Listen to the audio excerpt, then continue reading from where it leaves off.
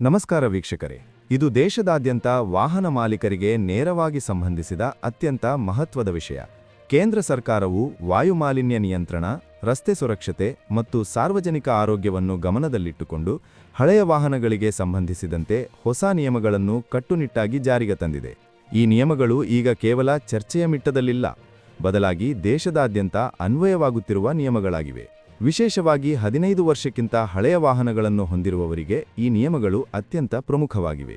ಈ ವಿಡಿಯೋದಲ್ಲಿ ನೀವು ಹಳೆಯ ವಾಹನಗಳಿಗೆ ಅನ್ವಯಿಸುವ ಹೊಸ ನಿಯಮಗಳೇನು, ಯಾವ ದಾಖಲೆಗಳು ಕಡ್ಡಾಯ, ಯಾವ ಸಂದರ್ಭದಲ್ಲಿ ದಂಡ ವಿಧಿಸಲಾಗುತ್ತದೆ, ಮರುನೋಂದಣಿ ಹೇಗೆ ಮಾಡಿಕೊಳ್ಳಬೇಕು, ಫಿಟ್ನೆಸ್ ಪರೀಕ್ಷೆ ಎಂದರೇನು, ಹಸಿರು ತೆರಿಗೆ ಯಾಕೆ ಪಾವತಿಸಬೇಕು ಎಂಬ ಎಲ್ಲಾ ಮಾಹಿತಿಯನ್ನು ಸಂಪೂರ್ಣವಾಗಿ ಮತ್ತು ಸರಳವಾಗಿ ತಿಳಿದುಕೊಳ್ಳಲಿದ್ದೀರಿ. ಇತ್ತೀಚಿನ ವರ್ಷಗಳಲ್ಲಿ ದೇಶದಾದ್ಯಂತ ವಾಯುಮಾಲಿನ್ಯ ಭಾರೀ ಪ್ರಮಾಣದಲ್ಲಿ ಹೆಚ್ಚುತ್ತಿದೆ. ನಗರಗಳಲ್ಲಿ ಮಾತ್ರವಲ್ಲದೆ ಗ್ರಾಮೀಣ ಭಾಗಗಳಲ್ಲಿಯೂ ಕೂಡ ಹಳೆಯ ವಾಹನಗಳಿಂದ ಹೊರಬರುತ್ತಿರುವ ಹೊಗೆ, ವಿಷಕಾರಿ ಅನಿಲಗಳು ಮತ್ತು ಧೂಳು ಕಣಗಳು ಜನರ ಆರೋಗ್ಯದ ಮೇಲೆ ಗಂಭೀರ ಪರಿಣಾಮ ಬೀರುತ್ತಿವೆ. ಉಸಿರಾಟದ ಸಮಸ್ಯೆಗಳು, ಆಸ್ಥಮಾ, ಶ್ವಾಸಕೋಶದ ಕಾಯಿಲೆಗಳು, ಹೃದಯ ಸಂಬಂಧಿ ಸಮಸ್ಯೆಗಳು, ಮಕ್ಕಳ ಆರೋಗ್ಯದ ಮೇಲೆ ದುಷ್ಪರಿಣಾಮಗಳು ಇವೆಲ್ಲವೂ ಹೆಚ್ಚಾಗುತ್ತಿರುವುದಕ್ಕೆ ಒಂದು ಪ್ರಮುಖ ಕಾರಣವೇ ವಾಯುಮಾಲಿನ್ಯ. ಈ ಹಿನ್ನೆಲೆಯನ್ನು ಗಮನಿಸಿದ ಕೇಂದ್ರ ಸರ್ಕಾರ ಹಳೆಯ ವಾಹನಗಳನ್ನು ನಿಯಂತ್ರಿಸಲು ಹೊಸ ನೀತಿ ಮತ್ತು ನಿಯಮಗಳನ್ನು ಜಾರಿಗೆ ತಂದಿದೆ. ಇದರ ಉದ್ದೇಶ ಜನರನ್ನು ಕಿರುಕೊಳ್ಳುವುದು ಅಲ್ಲ, ಬದಲಾಗಿ ಸಾರ್ವಜನಿಕ ಆರೋಗ್ಯವನ್ನು ರಕ್ಷಿಸುವುದು ಮತ್ತು ಪರಿಸರವನ್ನು ಸಂರಕ್ಷಿಸುವುದಾಗಿದೆ. ಈಗ ಹೊಸ ನಿಯಮದ ಪ್ರಕಾರ 15 ವರ್ಷಕ್ಕಿಂತ ಹಳೆಯ ವಾಹನಗಳನ್ನು ಹೊಂದಿರುವ ಪ್ರತಿಯೊಬ್ಬ ವಾಹನ ಮಾಲೀಕರು ಕಡ್ಡಾಯವಾಗಿ ತಮ್ಮ ವಾಹನವನ್ನು ಮರುನೋಂದಣಿ ಮಾಡಿಕೊಳ್ಳಬೇಕು. ಅಂದರೆ ನೀವು ಒಂದು ವಾಹನವನ್ನು ಖರೀದಿಸಿ 15 ವರ್ಷಗಳಾದ ನಂತರ ಆ ವಾಹನವನ್ನು ಇದೇ ರೀತಿ ರಸ್ತೆಯಲ್ಲಿ ಬಳಸುತ್ತಾ ಹೋಗಲು ಸಾಧ್ಯವಿಲ್ಲ. ನೀವು ಆ ವಾಹನವನ್ನು ಬಳಸಬೇಕು ಎಂದರೆ ಅದನ್ನು ಮತ್ತೆ ಪ್ರಾದೇಶಿಕ ಸಾರಿಗೆ ಕಚೇರಿಯಲ್ಲಿ ನೋಂದಣಿ ಮಾಡಿಸಿಕೊಳ್ಳಬೇಕು. ಇದನ್ನು ಸಾಮಾನ್ಯವಾಗಿ ರೀ-ರಿಜಿಸ್ಟ್ರೇಷನ್ ಎಂದು ಕರೆಯಲಾಗುತ್ತದೆ. ಈ ಮರುನೋಂದಣಿಯ ಅವಧಿ 5 ವರ್ಷಗಳ ಕಾಲ ಮಾತ್ರ ಮಾನ್ಯವಾಗಿರುತ್ತದೆ. 5 ವರ್ಷಗಳ ನಂತರ ಮತ್ತೆ ಫಿಟ್ನೆಸ್ ಪರೀಕ್ಷೆ ಪಾಸಾದಲ್ಲಿ ಮಾತ್ರ ಮತ್ತಷ್ಟು ಅವಧಿಗೆ ನೋಂದಣಿ ವಿಸ್ತರಿಸಿಕೊಳ್ಳಲು ಅವಕಾಶ ದೊರೆಯುತ್ತದೆ. ಇಲ್ಲಿ ಫಿಟ್ನೆಸ್ ಪರೀಕ್ಷೆ ಎಂಬುದು ಬಹಳ ಮಹತ್ವದ ವಿಷಯ. ಫಿಟ್ನೆಸ್ ಪರೀಕ್ಷೆ ಎಂದರೆ ನಿಮ್ಮ ವಾಹನವು ರಸ್ತೆಯಲ್ಲಿ ಸುರಕ್ಷಿತವಾಗಿ ಓಡಲು ಯೋಗ್ಯವಾಗಿದೆಯೇ, ಅದರ ಎಂಜಿನ್ ಸ್ಥಿತಿ ಸರಿಯಾಗಿದೆಯೇ, ಬ್ರೇಕ್ ವ್ಯವಸ್ಥೆ ಸಮರ್ಪಕವಾಗಿದೆಯೇ, ಲೈಟ್ಗಳು ಸರಿಯಾಗಿ ಕೆಲಸ ಮಾಡುತ್ತಿವೆಯೇ, ಟೈರ್ಗಳ ಸ್ಥಿತಿ ಹೇಗಿದೆ, ಧೂಮ ವಿಸರ್ಜನೆ ಪ್ರಮಾಣ ಮಾನದಂಡಗಳೊಳಗೆ ಇದೆಯೇ ಎಂಬುದನ್ನು ಪರಿಶೀಲಿಸುವ ಅಧಿಕೃತ ಪರೀಕ್ಷೆ. ಈ ಪರೀಕ್ಷೆಯನ್ನು ಸರಕಾರ ಮಾನ್ಯತೆ ನೀಡಿದ ಕೇಂದ್ರಗಳಲ್ಲಿ ನಡೆಸಲಾಗುತ್ತದೆ. ಈ ಪರೀಕ್ಷೆಯಲ್ಲಿ ವಾಹನ ಪಾಸಾಗದಿದ್ದರೆ ಆ ವಾಹನಕ್ಕೆ ಮರುನೋಂದಣಿ ಸಿಗುವುದಿಲ್ಲ. ಅಂದರೆ ನೀವು ಆ ವಾಹನವನ್ನು ರಸ್ತೆ ಮೇಲೆ ಬಳಸಲು ಕಾನೂನುಬಾಹಿರವಾಗುತ್ತದೆ. ಇದರಿಂದಾಗಿ ಹಳೆಯ ಮತ್ತು ಹೆಚ್ಚು ಮಾಲಿನ್ಯ ಉಂಟು ಮಾಡುವ ವಾಹನಗಳು ಕ್ರಮೇಣ ರಸ್ತೆಯಿಂದ ದೂರವಾಗುತ್ತವೆ ಎಂಬುದು ಸರ್ಕಾರದ ಉದ್ದೇಶ. 15 ವರ್ಷಕ್ಕಿಂತ ಹಳೆಯ ವಾಹನವನ್ನು ಫಿಟ್ನೆಸ್ ಪರೀಕ್ಷೆಗೆ ಹಾಜರುಪಡಿಸದೆ ಮರುನೋಂದಣಿ ಮಾಡಿಸಿಕೊಳ್ಳದೆ ಹಾಗೆಯೇ ರಸ್ತೆಯಲ್ಲಿ ಬಳಸುತ್ತಿದ್ದರೆ ಅದು ಕಾನೂನು ಉಲ್ಲಂಘನೆಯಾಗುತ್ತದೆ. ಇಂತಹ ಸಂದರ್ಭಗಳಲ್ಲಿ ವಾಹನ ಮಾಲೀಕರಿಗೆ ದಂಡ ವಿಧಿಸಲಾಗುತ್ತದೆ. ಹೊಸ ನಿಯಮಗಳ ಪ್ರಕಾರ ಅಗತ್ಯ ದಾಖಲೆಗಳನ್ನು ಹೊಂದಿರದೆ ಹಳೆಯ ವಾಹನವನ್ನು ಬಳಸಿದರೆ ಗರಿಷ್ಠ 5,000 ರೂಪಾಯಿ ತನಕ ದಂಡ ವಿಧಿಸಬಹುದು ಎಂದು ಸಾರಿಗೆ ಇಲಾಖೆ ತಿಳಿಸಿದೆ. ಈ ದಂಡವು ರಾಜ್ಯದಿಂದ ರಾಜ್ಯಕ್ಕೆ ಸ್ವಲ್ಪ ವ್ಯತ್ಯಾಸವಿರಬಹುದು, ಆದರೆ ಮೂಲ ಉದ್ದೇಶ ಒಂದೇ: ನಿಯಮ ಪಾಲಿಸದ ವಾಹನಗಳನ್ನು ತಡೆಯುವುದು. ಇದಕ್ಕೆ ಜೊತೆಗೆ ಹಳೆಯ ವಾಹನಗಳನ್ನು ಹೊಂದಿರುವವರು ಹಸಿರು ತೆರಿಗೆಯನ್ನು ಕೂಡ ಕಡ್ಡಾಯವಾಗಿ ಪಾವತಿಸಬೇಕು. ಹಸಿರು ತೆರಿಗೆ ಎಂದರೆ ಪರಿಸರ ಸಂರಕ್ಷಣೆಗೆ ಸರ್ಕಾರ ಸಂಗ್ರಹಿಸುವ ವಿಶೇಷ ತೆರಿಗೆ. ಹಳೆಯ ವಾಹನಗಳು ಹೆಚ್ಚು ಮಾಲಿನ್ಯ ಉಂಟು ಮಾಡುವುದರಿಂದ ಆ ವಾಹನಗಳ ಮಾಲೀಕರಿಂದ ಈ ತೆರಿಗೆಯನ್ನು ಸಂಗ್ರಹಿಸಿ ಅದನ್ನು ಪರಿಸರ ರಕ್ಷಣೆ, ಮರ ನೆಡುವಿಕೆ, ನಗರಗಳ ಹಸಿರು ವಲಯ ಅಭಿವೃದ್ಧಿ ಮತ್ತು ಮಾಲಿನ್ಯ ನಿಯಂತ್ರಣ ಕಾರ್ಯಕ್ರಮಗಳಿಗೆ ಬಳಸಲಾಗುತ್ತದೆ. ದ್ವಿಚಕ್ರ ವಾಹನಗಳನ್ನು ಹೊಂದಿರುವವರು ಸಾಮಾನ್ಯವಾಗಿ 1,000 ರೂಪಾಯಿ ಹಸಿರು ತೆರಿಗೆಯನ್ನು ಪಾವತಿಸಬೇಕಾಗುತ್ತದೆ.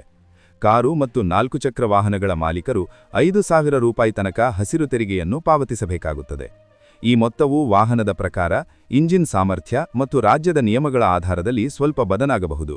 ಇದೀಗ ಅನೇಕ ವಾಹನ ಮಾಲೀಕರು ಕೇಳುವ ಪ್ರಶ್ನೆ ಏನೆಂದರೆ, 15 ವರ್ಷಕ್ಕಿಂತ ಹಳೆಯ ವಾಹನವನ್ನು ಸಂಪೂರ್ಣವಾಗಿ ಬಳಸಲಾಗುವುದಿಲ್ಲವೇ? ಉತ್ತರ ಏನೆಂದರೆ, ಬಳಸಬಹುದು, ಆದರೆ ಸರ್ಕಾರ ನಿಗದಿಪಡಿಸಿದ ಎಲ್ಲಾ ನಿಯಮಗಳನ್ನು ಪಾಲಿಸಿದರೆ ಮಾತ್ರ. ಫಿಟ್ನೆಸ್ ಪರೀಕ್ಷೆ ಪಾಸಾಗಬೇಕು, ಮರುನೋಂದಣಿ ಮಾಡಿಸಿಕೊಳ್ಳಬೇಕು, ಹಸಿರು ತೆರಿಗೆ ಪಾವತಿಸಬೇಕು, ವಿಮೆ ಮತ್ತು ಮಾಲಿನ್ಯ ಪ್ರಮಾಣ ಪತ್ರಗಳು ಸರಿಯಾಗಿರಬೇಕು. ಈ ಎಲ್ಲ ದಾಖಲೆಗಳು ಸರಿಯಾಗಿದ್ದರೆ ನಿಮ್ಮ ವಾಹನವನ್ನು ಮುಂದಿನ 5 ವರ್ಷಗಳ ಕಾಲ ಕಾನೂನುಬದ್ಧವಾಗಿ ಬಳಸಬಹುದು. ಆದರೆ ಈ ನಿಯಮಗಳನ್ನು ಪಾಲಿಸದೆ ಹಳೆಯ ವಾಹನವನ್ನು ಬಳಸಿದರೆ ಅದು ಕಾನೂನು ಉಲ್ಲಂಘನೆಯಾಗುತ್ತದೆ. ಈ ನಿಯಮಗಳ ಹಿಂದೆ ಇರುವ ಉದ್ದೇಶವನ್ನು ನಾವು ಸರಿಯಾಗಿ ಅರ್ಥ ಮಾಡಿಕೊಳ್ಳಬೇಕು. ಸರ್ಕಾರ ಜನರನ್ನು ಕಿರುಕೊಳ್ಳಲು ಈ ನಿಯಮಗಳನ್ನು ತಂದಿಲ್ಲ, ಬದಲಾಗಿ ಸಾರ್ವಜನಿಕ ಆರೋಗ್ಯ, ರಸ್ತೆ ಸುರಕ್ಷತೆ ಮತ್ತು ಪರಿಸರ ರಕ್ಷಣೆಯಂತಹ ದೊಡ್ಡ ಉದ್ದೇಶಗಳಿಗಾಗಿ ಈ ಕ್ರಮಗಳನ್ನು ಕೈಗೊಂಡಿದೆ. ಇಂದು ದೇಶದ ದೊಡ್ಡ ನಗರಗಳಲ್ಲಿ ವಾಯುಮಾಲಿನ್ಯ ಒಂದು ದೊಡ್ಡ ಸಮಸ್ಯೆಯಾಗಿದೆ. ಮಕ್ಕಳು ಶಾಲೆಗೆ ಹೋಗುವಾಗ, ಹಿರಿಯ ನಾಗರಿಕರು ಬೆಳಗ್ಗೆ ವಾಕಿಂಗ್ ಮಾಡುವಾಗ, ಕೆಲಸಕ್ಕೆ ಹೋಗುವವರು ರಸ್ತೆ ಮೇಲೆ ಸಂಚರಿಸುವಾಗ ಎಲ್ಲರೂ ಈ ಮಾಲಿನ್ಯದ ಪರಿಣಾಮವನ್ನು ಅನುಭವಿಸುತ್ತಿದ್ದಾರೆ.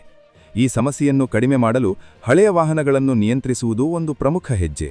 ಇದೇ ನಿಯಮಗಳು ವಾಹನ ಸುರಕ್ಷತೆ ದೃಷ್ಟಿಯಿಂದಲೂ ಬಹಳ ಮುಖ್ಯ. ಹಳೆಯ ವಾಹನಗಳಲ್ಲಿ ಬ್ರೇಕ್ ಸಮಸ್ಯೆ, ಎಂಜಿನ್ ದೋಷ, ಸ್ಟೀರಿಂಗ್ ಸಮಸ್ಯೆ, ಟೈರ್ ದೋಷ ಇತ್ಯಾದಿ ಸಮಸ್ಯೆಗಳು ಹೆಚ್ಚಾಗಿರುತ್ತವೆ. ಇಂತಹ ವಾಹನಗಳು ರಸ್ತೆ ಅಪಘಾತಗಳಿಗೆ ಕಾರಣವಾಗಬಹುದು. ಫಿಟ್ನೆಸ್ ಪರೀಕ್ಷೆಯ ಮೂಲಕ ಇಂತಹ ಅಪಾಯಕಾರಿಯಾದ ವಾಹನಗಳನ್ನು ಗುರುತಿಸಿ ಅವುಗಳನ್ನು ರಸ್ತೆ ಮೇಲೆ ಓಡದಂತೆ ತಡೆಯುವುದು ಸರ್ಕಾರದ ಉದ್ದೇಶ. ಇದರಿಂದಾಗಿ ಅಪಘಾತಗಳ ಸಂಖ್ಯೆಯನ್ನು ಕಡಿಮೆ ಮಾಡಬಹುದು ಮತ್ತು ಜನರ ಜೀವರಕ್ಷಣೆ ಸಾಧ್ಯವಾಗುತ್ತದೆ. ಈಗ ಹಳೆಯ ವಾಹನ ಹೊಂದಿರುವವರು ಏನು ಮಾಡಬೇಕು ಎಂಬುದನ್ನು ಸ್ಪಷ್ಟವಾಗಿ ತಿಳಿದುಕೊಳ್ಳೋಣ. ಮೊದಲನೆಯದಾಗಿ, ನಿಮ್ಮ ವಾಹನದ ನೋಂದಣಿ ಪ್ರಮಾಣಪತ್ರದಲ್ಲಿ ಉಲ್ಲೇಖಿಸಿರುವ ನೋಂದಣಿ ದಿನಾಂಕವನ್ನು ಪರಿಶೀಲಿಸಿ. ನಿಮ್ಮ ವಾಹನಕ್ಕೆ 15 ವರ್ಷಗಳು ಪೂರ್ಣಗೊಂಡಿದ್ದರೆ ತಕ್ಷಣವೇ ನಿಮ್ಮ ಹತ್ತಿರದ ಪ್ರಾದೇಶಿಕ ಸಾರಿಗೆ ಕಚೇರಿಯನ್ನು ಸಂಪರ್ಕಿಸಿ.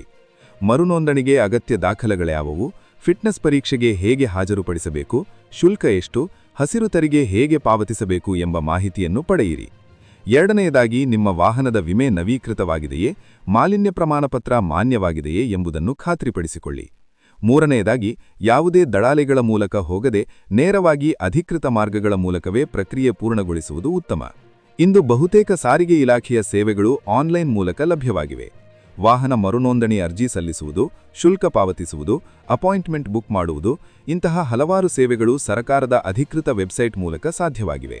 ಇದರಿಂದ ಜನರು ಅನಗತ್ಯವಾಗಿ ಕಚೇರಿಗಳಿಗೆ ಸುತ್ತಾಡಬೇಕಾಗುವುದಿಲ್ಲ. ಆದರೆ ಈ ಆನ್ಲೈನ್ ಪ್ರಕ್ರಿಯೆಗಳನ್ನು ಬಳಸುವಾಗಲೂ ಕೂಡ ಎಚ್ಚರಿಕೆ ಅಗತ್ಯ. ಅಧಿಕೃತ ವೆಬ್ಸೈಟ್ಗಳನ್ನೇ ಬಳಸಬೇಕು. ಅಪರಿಚಿತ ಲಿಂಕ್ಗಳನ್ನು ಕ್ಲಿಕ್ ಮಾಡಬಾರದು. ವೈಯಕ್ತಿಕ ಮಾಹಿತಿಯನ್ನು ಸುರಕ್ಷಿತವಾಗಿ ಬಳಸಬೇಕು. ಈ ಹೊಸ ನಿಯಮಗಳು ಜಾರಿಗೆ ಬಂದ ನಂತರ ದೇಶದ ಅನೇಕ ನಗರಗಳಲ್ಲಿ ಹಳೆಯ ವಾಹನಗಳ ವಿರುದ್ಧ ಕಠಿಣ ಕ್ರಮಗಳನ್ನು ಕೈಗೊಳ್ಳಲಾಗುತ್ತಿದೆ. ಕೆಲವು ನಗರಗಳಲ್ಲಿ ಫಿಟ್ನೆಸ್ ಇಲ್ಲದ ಹಳೆಯ ವಾಹನಗಳನ್ನು ಜಪ್ತಿ ಮಾಡಲಾಗಿದೆ. ಕೆಲವೆಡೆ ಭಾರೀ ದಂಡ ವಿಧಿಸಲಾಗಿದೆ. ಈ ಎಲ್ಲ ಬೆಳವಣಿಗೆಗಳು ಒಂದು ಸ್ಪಷ್ಟ ಸಂದೇಶವನ್ನು ನೀಡುತ್ತವೆ. ಇನ್ನು ಮುಂದೆ ಹಳೆಯ ವಾಹನಗಳನ್ನು ನಿಯಮ ಪಾಲಿಸದೆ ಬಳಸುವುದು ಸಾಧ್ಯವಿಲ್ಲ. ಆದ್ದರಿಂದ ಪ್ರತಿಯೊಬ್ಬ ವಾಹನ ಮಾಲೀಕರು ಈ ವಿಷಯವನ್ನು ಗಂಭೀರವಾಗಿ ತೆಗೆದುಕೊಳ್ಳಬೇಕು. ಹಳೆಯ ವಾಹನ ಹೊಂದಿರುವ ಅನೇಕ ಕುಟುಂಬಗಳಿಗೆ ಇದು ಒಂದು ಸವಾಲಿನಂತೆ ಕಾಣಬಹುದು. ಯಾಕೆಂದರೆ ಎಲ್ಲರೂ ಹೊಸ ವಾಹನ ಖರೀದಿಸಲು ಸಾಧ್ಯವಿಲ್ಲ. ಸರ್ಕಾರವೂ ಕೂಡ ಇದನ್ನು ಅರಿತುಕೊಂಡಿದೆ. ಅದಕ್ಕಾಗಿಯೇ ಹಳೆಯ ವಾಹನಗಳನ್ನು ಸಂಪೂರ್ಣವಾಗಿ ನಿಷೇಧಿಸದ ಬದಲಾಗಿ ಫಿಟ್ನೆಸ್ ಪರೀಕ್ಷೆ ಮತ್ತು ಮರುನೋಂದಣಿ ಮೂಲಕ ಬಳಸಲು ಅವಕಾಶ ನೀಡಲಾಗಿದೆ. ಆದರೆ ವಾಹನದ ಸ್ಥಿತಿ ತುಂಬಾ ಕೆಟ್ಟಿದ್ದರೆ ಅಥವಾ ಅದು ಮಾಲಿನ್ಯ ಮಾನದಂಡಗಳನ್ನು ಪೂರೈಸದೇ ಇದ್ದರೆ ಆ ವಾಹನವನ್ನು ಮುಂದುವರಿಸುವುದು ಅಪಾಯಕಾರಿಯಾಗಿದೆ ಎಂಬುದನ್ನು ಮನನ ಮಾಡಿಕೊಳ್ಳಬೇಕು. ಕೆಲವು ಸಂದರ್ಭಗಳಲ್ಲಿ ಹಳೆಯ ವಾಹನವನ್ನು ವಿಲೇವಾರಿ ಮಾಡಿ ಹೊಸ ವಾಹನ ಖರೀದಿಸುವುದೇ ದೀರ್ಘಾವಧಿಯಲ್ಲಿ ಲಾಭದಾಯಕವಾಗಬಹುದು. ಒಟ್ಟಿನಲ್ಲಿ ಹೇಳಬೇಕಾದರೆ ಹಳೆಯ ವಾಹನಗಳಿಗೆ ಸಂಬಂಧಿಸಿದ ಹೊಸ ನಿಯಮಗಳು ಜನರ ಸುರಕ್ಷತೆ, ಆರೋಗ್ಯ ಮತ್ತು ಪರಿಸರ ರಕ್ಷಣೆಗೆ ಸಂಬಂಧಿಸಿದ ಮಹತ್ವದ ಕ್ರಮಗಳಾಗಿವೆ. ಈ ನಿಯಮಗಳನ್ನು ನಿರ್ಲಕ್ಷ್ಯ ಮಾಡಿದರೆ ದಂಡ ಮಾತ್ರವಲ್ಲದೆ ಕಾನೂನು ಸಮಸ್ಯೆಗಳಿಗೂ ಗುರಿಯಾಗಬಹುದು. ಆದರೆ ನಿಯಮಗಳನ್ನು ಸರಿಯಾಗಿ ಪಾಲಿಸಿದರೆ ಯಾವುದೇ ಸಮಸ್ಯೆ ಇಲ್ಲದೆ ನಿಮ್ಮ ವಾಹನವನ್ನು ಬಳಸಬಹುದು. ಆದ್ದರಿಂದ ಪ್ರತಿಯೊಬ್ಬ ವಾಹನ ಮಾಲೀಕರು ಈ ವಿಷಯವನ್ನು ಗಂಭೀರವಾಗಿ ತೆಗೆದುಕೊಳ್ಳಬೇಕು. ನ್ಯೂಸ್ ಫಾರ್ ಕರ್ನಾಟಕ ಚಾನೆಲ್ ಆಗಿ ನಾವು ನಿಮ್ಮ ಜಾಗೃತಿಗಾಗಿ ಈ ಮಾಹಿತಿಯನ್ನು ನಿಮಗೆ ತಲುಪಿಸಿದ್ದೇವೆ. ಈ ವಿಡಿಯೋವನ್ನು ನಿಮ್ಮ ಕುಟುಂಬದ ಸದಸ್ಯರಿಗೆ, ಸ್ನೇಹಿತರಿಗೆ ಮತ್ತು ವಿಶೇಷವಾಗಿ ಹಳೆಯ ವಾಹನ ಹೊಂದಿರುವವರಿಗೆ ಹಂಚಿಕೊಳ್ಳಿ. ಹೆಚ್ಚು ಜನರಿಗೆ ಈ ಮಾಹಿತಿ ತಲುಪಿದಷ್ಟು ಹೆಚ್ಚು ಜನರು ನಿಯಮಗಳನ್ನು ಪಾಲಿಸಲು ಸಾಧ್ಯವಾಗುತ್ತದೆ. ನಿಮ್ಮ ಸುರಕ್ಷತೆ ನಿಮ್ಮ ಕೈಯಲ್ಲಿದೆ. ನಿಯಮಗಳನ್ನು ಪಾಲಿಸಿ, ಸುರಕ್ಷಿತವಾಗಿ ವಾಹನ ಚಲಾಯಿಸಿ, ಪರಿಸರವನ್ನು ಕಾಪಾಡಿ. ಧನ್ಯವಾದಗಳು.